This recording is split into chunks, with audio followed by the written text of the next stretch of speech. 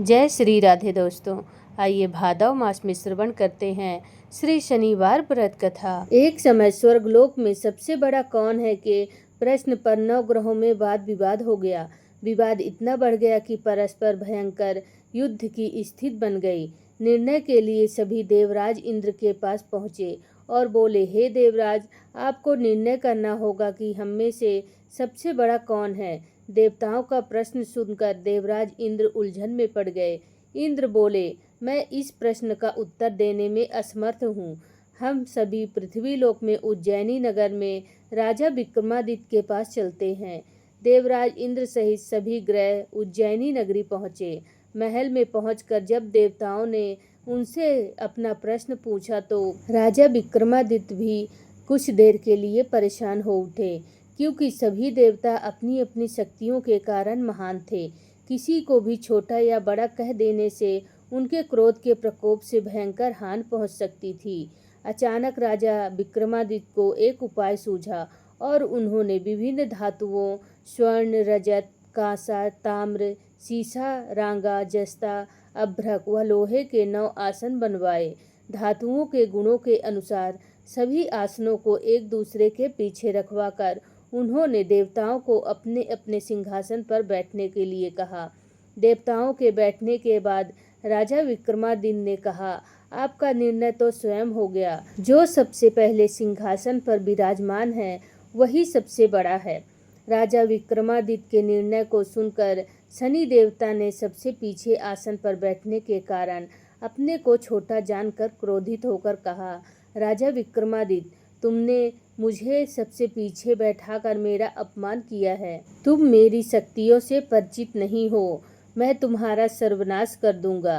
शनि ने कहा, सूर्य एक राशि पर 1 महीने, चंद्रमा 2.25 दिन, मंगल 1.5 महीने, बुध शुक्र 1 महीने, बृहस्पति 13 महीने रहते हैं, लेकिन मैं किसी राशि पर 7.5 वर्ष तक रहता हूँ। बड़े बड़े देवताओं को मैंने अपने प्रकोप से पीड़ित किया है।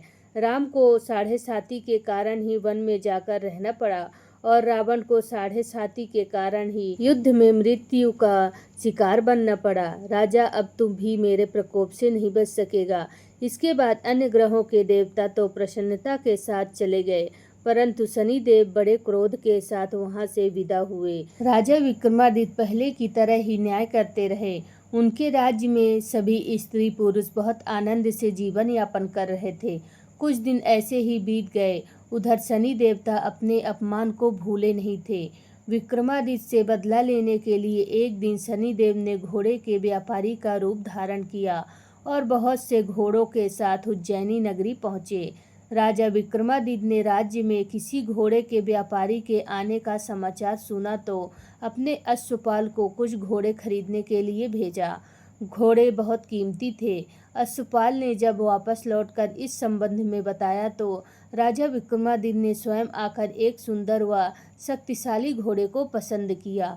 घोड़े की चाल देखने के लिए राजा उस घोड़े पर सवार हुए तो वह घोड़ा बिजली की गति से दौड़ पड़ा। तेजी से दौड़ता घोड़ा राजा को दूर एक जंगल में ले गया और फिर राजा को वहां गिराकर जंगल में कहीं गायब हो गया।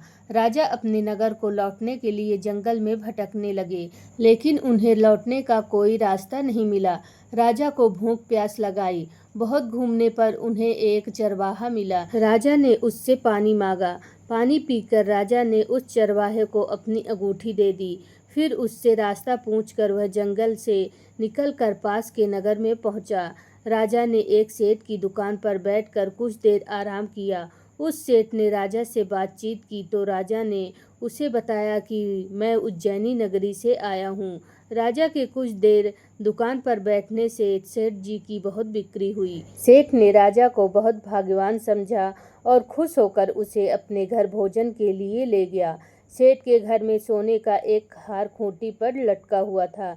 राजा को उस कमरे में छोड़कर सेठ कुछ देर के लिए बाहर गया। तभी एक आश्चर्यजनक घटना घटी। राजा के देखते ही देखते सोने के हार को खूंटी ने निगल लिया। सेठ ने कमरे में लौटकर हार को गायब देखा तो चोरी का संदेह राजा पर ही किया, क्योंकि उस कमरे में राजा ही अकेला बैठा था। सेठ ने अपने नौकरों से कहा कि इस परदेसी को रस्सियों से बांधकर नगर के राजा के पास ले चलो। जब राजा के पास पहुंचे तो राजा ने विक्रमादित्य से हार के बारे में पूछा तो उसने बताया कि उसके देखते ही देखते खूंटी ने हार को निगल लिया था। इस पर राजा ने क्रोधित होकर चोरी करने के अपराध में विक्रमादित्य के हाथ पांव काटने का आदेश दे दिया।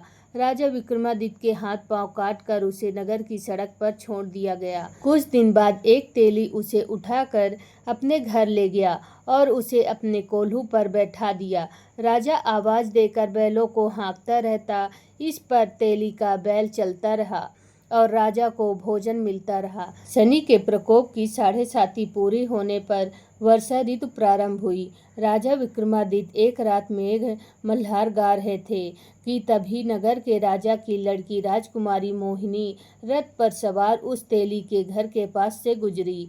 उसने मेघ मल्हार सुना तो उसे बहुत अच्छा लगा और दासी को भेजकर गाने वाले को बुला लाने को कहा। दासी ने लौटकर राजकुमारी को अपंग राजा के बारे में सब कुछ बता दिया। राजकुमारी उसके मेघ मल्हार से बहुत मोहित हुई, अतः उसने सब कुछ जानकर भी अपंग राजा से विवाह करने का निश्चय कर लिया। राजकुमारी ने अपने माता पिता से जब यह बात कही तो वे हैरान रह गए। रानी ने मोहिनी को समझाया, बेटी तेरे भाग्य में तो किसी राजा की रानी होना लिखा है, फिर तू उस अपंग से विवाह करके अपने पांव पर कुल्हाड़ी क्यों मार रही है। राजकुमारी ने अपनी जिद नहीं छोड़ी। अपनी जिद पूरी कराने के लिए उसने भोजन करना छोड़ दिया और प्राण त्याग देने का निश्चय कर लिया। आखिर राजा रानी को विवश होकर अपंग विक्रमादित्य से राजकुमारी का विवाह करना पड़ा। विवाह के बाद राजा विक्रमादित्य और राजकुमारी तेली के घर में रहने लगे। उसी रात स्वप्न में शनिदेव ने राजा से कहा, राजा तुमने मेरा प्रकोप देख लिया, मैंने तुम्हें अपने अपमान का दंड दिया है। राजा ने शनिदेव से क्षमा करने को कहा और प्रार्थना की, हे शनिदेव, आपने जितना दुख मुझे दिया है अन्य किसी को ना दें। शनिदेव ने कुछ सोचकर कहा, राजा मैं तुम्हारी प्रार्थना स्वीकार करता हूँ। जो कोई स्त्री पुरुष मेरी पूजा करेगा, शनिवार को व्रत करके मेरी व्रत कथा सुनेगा, उस पर मेरी अनुकंपा बनी रहेगी।